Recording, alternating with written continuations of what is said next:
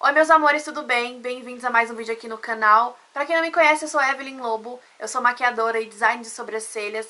E no vídeo de hoje eu vou explicar pra vocês como corrigir as diferenças de alturas da sobrancelha da sua cliente. Nós vamos conversar um pouquinho sobre por que isso acontece e o que a gente como profissional pode fazer pra amenizar essas diferenças. Eu digo amenizar porque é impossível deixar as sobrancelhas exatamente iguais. E essa também é uma queixa que muitas clientes têm. Elas reclamam que uma sobrancelha é arqueada e a outra não, que uma sobrancelha é mais alta do que a outra. Então no vídeo de hoje vamos entender por que isso acontece e o que a gente pode fazer para amenizar essas diferenças.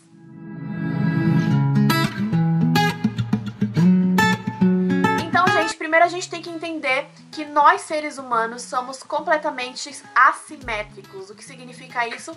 Que um lado do nosso corpo é completamente diferente ou parcialmente diferente do outro lado do nosso corpo. E dentro disso, as sobrancelhas também. Então as sobrancelhas elas são parecidas, mas elas nunca são iguais. E isso começa a acontecer lá na nossa formação, quando a gente ainda é um embriãozinho e vai se formando para virar um ser humano.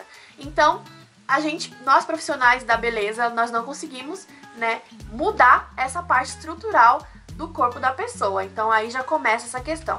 A segunda questão é que a nossa sobrancelha ela é formada em 3 dimensões. A dimensão óssea, a dimensão muscular e a dimensão dos pelos. Na estrutura óssea a gente consegue perceber algumas diferenças. A mais perceptível é que a gente sempre vai ter um lado da estrutura óssea um pouco mais plana e a outra um pouco mais arredondada. E isso que dá a diferença na sobrancelha. Uma sobrancelha mais reta e uma sobrancelha um pouquinho mais arqueada.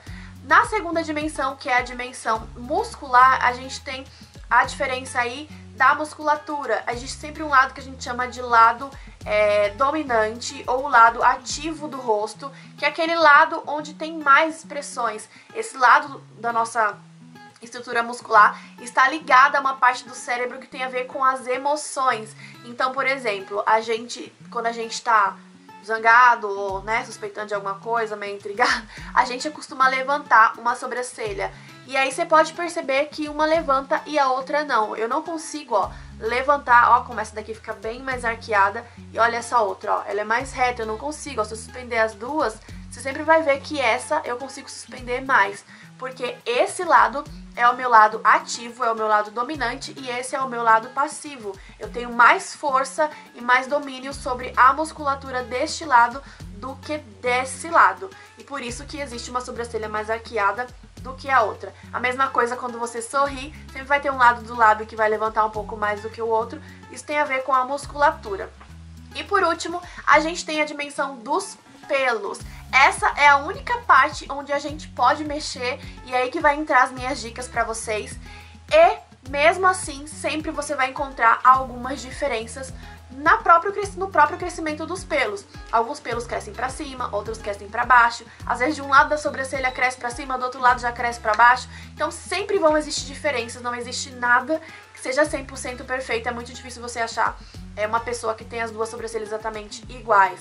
E aí o que a gente pode fazer pra minimizar essa diferença? O paquímetro é o nosso maior aliado, né? A gente sempre tenta pegar uma sobrancelha como referência, né? Por exemplo, se a sua cliente gosta da sobrancelha que é mais arqueada, você vai tentar trazer todas as medidas dela pra esta sobrancelha, pra tentar dar uma equilibrada. Vou fazer um vídeo depois explicando como melhorar o arqueamento, como arquear um pouco mais a sobrancelha, mas hoje a gente vai focar nessa questão da diferença de alturas. Então você vai tentar espelhar a medida de um lado pro outro e você sempre vai fazer o seguinte: na sobrancelha que é mais alta, você vai tirar um pouquinho da parte de cima dela. Então eu tenho aqui, ó, as duas sobrancelhas. Essa é mais alta e essa é mais baixa, tá?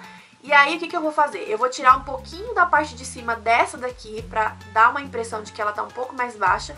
E eu vou tirar um pouquinho da parte de baixo dessa daqui que tá mais baixa, porque aí vai dar a impressão de que ela vai ficar mais alta. E aí eu tenho essa compensação, né, tirando um pouquinho de cima e tirando um pouquinho de baixo, pra tentar deixar elas na mesma altura.